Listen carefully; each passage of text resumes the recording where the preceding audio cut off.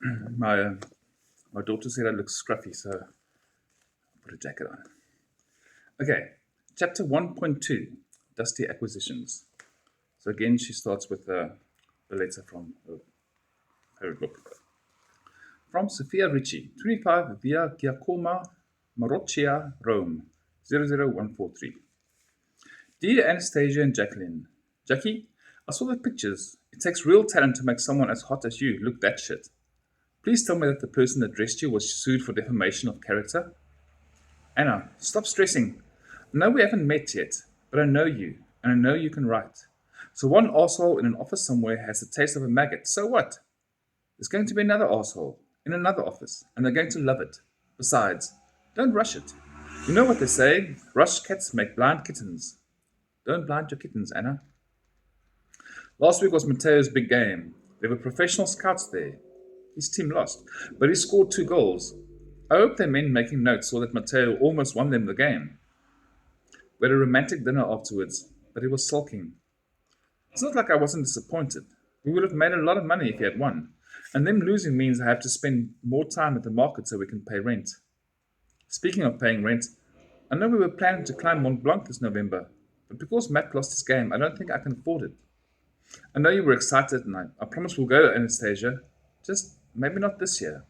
What about next year? Christmas? Sophia.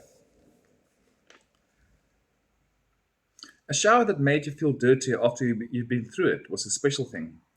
I'd woken up late, so the only unoccupied shower was the one without a shower head that blasted water like a pressure hose. The entire room was an off yellow sauna. The shower tiles were uneven with black grout between them, and as I turned off the tap, I heard someone start a percussion band in a nearby toilet stall. I had to get a new hotel ASAP. I wrapped my towel around myself and stepped out. There was a tall woman, model skinny, with a pimple below her eyes, standing naked in front of one of the sink mirrors, frowning at her reflection. I wish I could be so casually confident in my own nakedness. I pulled my underwear on under my towel. I planned the day ahead last night, an art gallery and a library. The Marseille Library. Oh, how long had it been since I'd been in a proper library? I couldn't wait. A line was forming in front of the shower stalls. It felt like college. God, I was too old for this place. Roses trailed from open windows, laying like vines on the dirty graffiti covered walls. The area around the hostel was noisier than I had thought the first day. There's a group skateboarding kids calling to each other, and an unshaven man in a vest, a cigarette between his lips, screaming up at an old lady as she tossed dirty water at him from her third-story apartment. It was a maze to get to the main road, though, and several areas felt less savory. It was a part of town where young men had nothing better to do than gather like dust in alleys and on street corners. Sometimes the cat called me in French, but thankfully there was always someone else around to make me feel a bit safer. And by now I knew the way to the main road well enough to speed walk it. On the main road, the buildings were more beautified. There were fruit stalls on the sidewalk, and people rushed to work with suitcases and coffees, taking phone calls and laughing. I bought an apple and smiled at the gentle boy that worked at the stall. The gallery was a 16-minute walk down the road, but with my wandering, I reached it in half an hour. The gallery was virtually empty this early on a Monday, and my red shoes clicked lonely on the wooden floors. The exhibit showcased surreal and abstract art.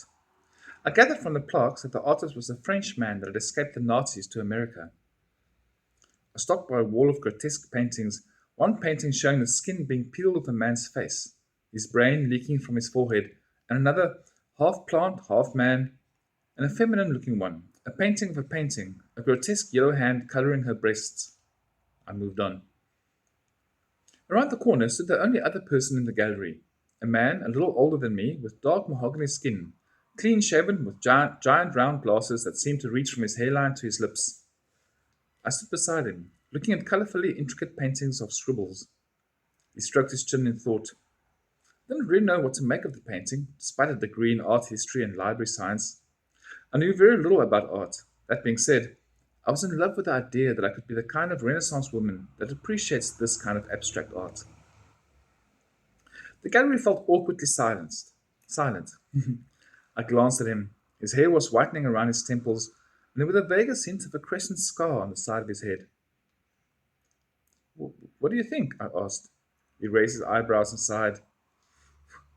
I think the artist was intoxicated, he said dryly in a British accent. That's believable, I breathed a chuckle.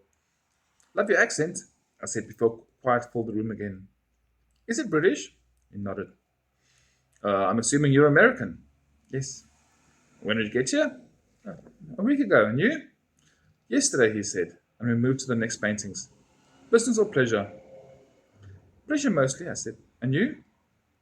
The paintings were of more scribbles. A business, he said. What do you think of this?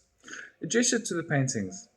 It had lines of red dots with pickle green and dull amber. The way the red lights cooled became thick and thin. It kind of reminded me of. It reminds me of those Turkish Islamic calligraphy art, I guessed. He raised his eyebrows. I guess it does. Just more unstructured, messier. Yes, I nodded. What do you think? I don't quite know, he said. I read that the artists like to examine the idea of consciousness, that sometimes they just threw sand at a canvas and painted patterns around the shapes and the sand lay in. I wonder if that's what he did here. I think I like that idea. I stopped trying to find a pattern in the painting. The idea of making art out of the random chaos that life throws at you. He raised his eyebrows again. Was that a stupid thing to say? Not at all. He gave me the vaguest hint of a smile. My name is Michael, by the way. He held out his hand. Mary. I shook his hand awkwardly. We moved to the next wall of paintings. So, what business are you here for? I asked. Oh, I work for the British Library. I almost gasped. I'm here overseeing a book acquisition. You work for the British Library? I asked. I do. He seemed equally surprised. I'm head of acquisitions. That's amazing. Head of acquisitions, in a place like the British Library. They were one of the biggest libraries in the world. You heard of us then? He asked, almost teasingly. Of course. My voice echoed in the gallery. Of course, I said more quietly. He chuckled, looking down and pushing his glasses back up. While I was studying, I dreamed about working at the British Library, I said. It was right up there. Top two choices. Top two? He asked. What was your first choice? The Vatican Library, I said without a thought. The Vatican Library, he called his lip. You know that our collection is significantly bigger than theirs. What drew you to them? Are you Catholic? My mother was, I muttered. And besides, how do you know the collection is bigger when there are so many secrets there?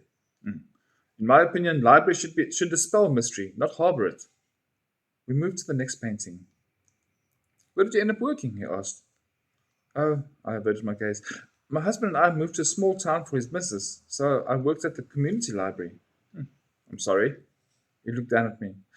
You don't need to be. Marriage, he sighed. More good women have been lost to marriage than to war, famine, disease, and disaster. Like that line. I don't think I was lost, I whispered, feeling his eyes on me. Maybe not, he shrugged. But you're still standing here, alone, despite having chosen marriage.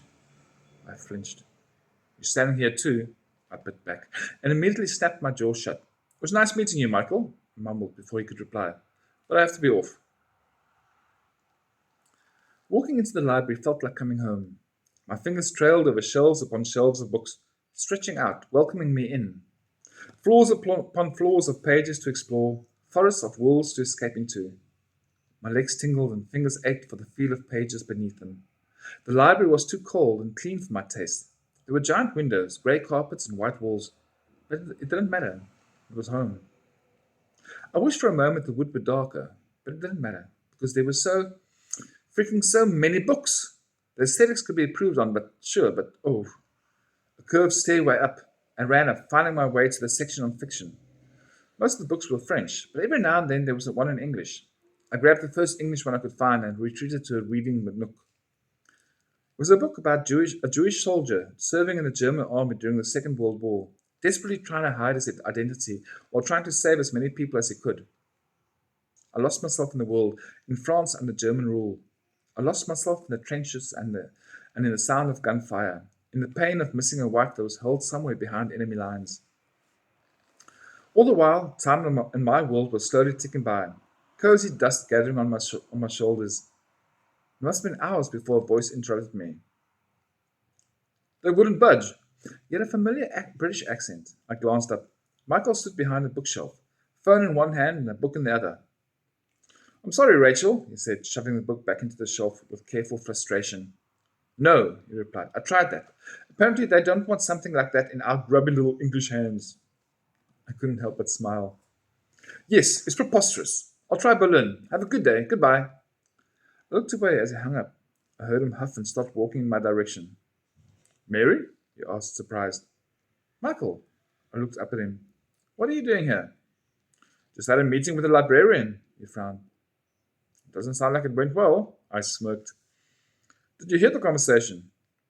Libraries do tend to carry sound, I said. I guess they do. He smiled half-heartedly. He tapped his finger against his leg, fidgeting. I'm sorry. He put his hands in his pockets. For what I said in the gallery. I didn't mean to be heartless. It's okay, I said before thinking. You were right. I bet everything on love and ended up losing it. That's the risk of love, he whispered. You have to go all in before you've seen all the cards. You have no idea. I don't know if you know, he said, changing the tone to something happier, but this library has hundreds of records of films showing at prestigious festivals. I was on my way to a computer to watch some. Would you like to join? We scooted our chairs closer to each other. He gave me an earphone and nuzzled the other in his ear. We picked a movie based on a true story, at random, and started watching together in rapturous silence. It was all extreme close-ups and deep shadows, with no subtitles. Michael seemed very invested, so I tried to look the same, trying to piece together the story while French words washed over me. From what I could gather, there was a husband and a wife, and the husband was having an affair with the same woman the wife was, or something like that. There were many other characters, and most of them stared very deeply into each other's eyes and cried a lot. I tried my best to look interested. 40 minutes in, Michael leaned over to me. Do you speak French? He whispered. I bit the tip of my tongue. No, I whispered back. What about you? Not a word, he whispered. I laughed. We continued watching. Now the husband and wife were fighting. What do you think they're saying? I asked. Maybe something like, I can't believe you've done this, Michael whispered as the husband bashed his hand against the dining table. It's not my fault, I lip-synced to the wife. What do you mean it's not your fault? You weren't there. You didn't see her. You didn't see the dolls, the wife sobbed.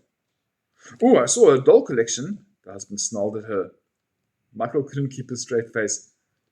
I just couldn't resist their beady eyes, I said. They made me think of Chucky. I know how I feel about Chucky. I held back a laugh. I always knew you liked horror movies just a little too much. Michael stifled a laugh. But just so, I could barely complete the sentence. Smooth. We burst into laughter. There was a familiarity to it, sitting in the library in front of a computer screen. But this time, for the first time, I wasn't alone. As time passed, the library slowly drew us back into itself, and we ended up in a reading nook, opposite each other with books in our hands, together, but lost in different worlds. I was in Omaha, Nebraska, in the late 1930s, watching Malcolm X grow up. I saw his mother cooking over the stove and her pain when his father died. I followed him to New York and...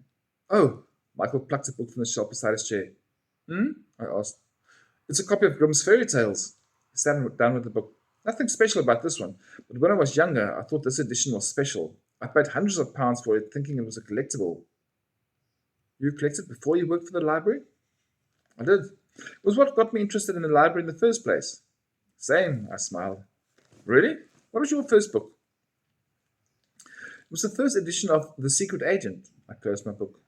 It'd been in Dusty's second-hand bookstore in a town me and James had driven through when we got lost on a road trip. I'd been back before he put on that stupid button-up business shirt. The teenager that ran the shop had no idea what he had. How did you know it was the first edition? So, I leaned forward, biting my lip. At the bottom of page 117, there's a double-printed B. That's just the first edition. I pursed my lips in concentration, imagining working a printing press at the turn of the century. The very, very first printing of the book, the first impressions, has a misspelling of Stevie twice, with a double the first E. Michael raised his eyebrows. That's really impressive. He complimented me. I blushed. I don't think I've spoken about books in years, I said softly. He sighed. What about you? I asked quickly. What other books did you collect? Nothing interesting, he said. But back then, money was the biggest issue. I went to so many auctions only to be outbid by someone with twice my salary and half my appreciation. Sorry, I said. No, it's fine, he said. The auctions taught me a lot, and that's where I met my husband. He smiled. You're married? I asked. Congratulations. It's been a couple of decades, he grinned. But thank you. Married with a dream job. You really are living the life. I sat back smiling. Mostly. It's lovely to hear you talk like this. It's been a while since I've heard my work romanticized this much. His cheeks creased with a kind of nostalgia. It's not quite like collecting as a hobby, though. It's got less to do with what you know about books and more with who you know. That's why my boss is so good at what she does, he said. She knows everyone in the industry, and everyone knows her. It still has to be amazing, though, I said. No, no, it is. I can't imagine doing anything else. But everything becomes a job at some point. He sighed, checking his watch, his eyes widened. Oh, it's late. Oh, I glanced through the window. It was dark outside. Oh, I'd best get home, he said, standing. I really enjoyed meeting you. It's always refreshing to meet a kindred soul so far from home. It really is. I put the autobiography back on the shelf. Would you like to keep in contact? He asked, pulling out his phone. Definitely, I said, putting my hand in my pocket and... Oh, I said, I don't have a phone. Really? It broke, I said sheepishly. He snorted with a smile. I see, he said. Well, here's my business card. Call me whenever you get a new phone. I thanked him, and we made our way to the exit. How are you getting home? He pulled the coat over his shoulders. I'll just walk, I think, I said. I could walk with you, he asked, or call you a cab. No, thanks. I don't want to be a burden, and besides, I sighed, I think the evening air might be good for me. Marseille was different at night. The lights gave the city a magical glow, as if there could be fairies hidden in the trees. On the way I passed the triumphal arch, wonderfully lit by a dozen warm spotlights. The main road was still crowded. Families and couples sitting together at the dozens of restaurants, a full tram cruising by. Soon I had to turn off the main road, though. The lights were dimmer, with fewer people. Marseille was different at night. The lights gave the city a mysterious glow, as if it were from the 18th century, as if there were vampires lurking in the shadows. I passed an alley, wondering if that was where I was meant to turn. Probably not. I took the next turn. Was it left here, or... Marseille looked so different at night. I could barely recognize any of the roads. I pulled my thin jacket closer around me. I should have dressed warmer. The light ahead was out. These roads were so narrow, the buildings so tall, suffocating, threatening. It was a maze. There were 4 young men on the corner ahead. Was it even on the right road? I should have taken Michael up on his offer. What idiotic notion of politeness had possessed me to say no? I looked ahead, trying not to look at the men, my chest tight. One of them called something in French. I walked faster. In the corner of my eye, I saw him move towards me. I glanced at him. He wanted a reply. I smiled with tight lips and waved, Please leave me alone. Where was everyone? Where was the old lady tossing dirty water from her balcony? Where was the unshaven man that shouted at her? The group got closer. Fuck. Why was it so dark? Where was I? I should run. My heart hammered in my chest. What was I thinking? I was alone. I wanted to scream. Suddenly, they were in front of me. Sometimes I think back to that night. I wonder what would have happened if I had taken Michael up on his offer.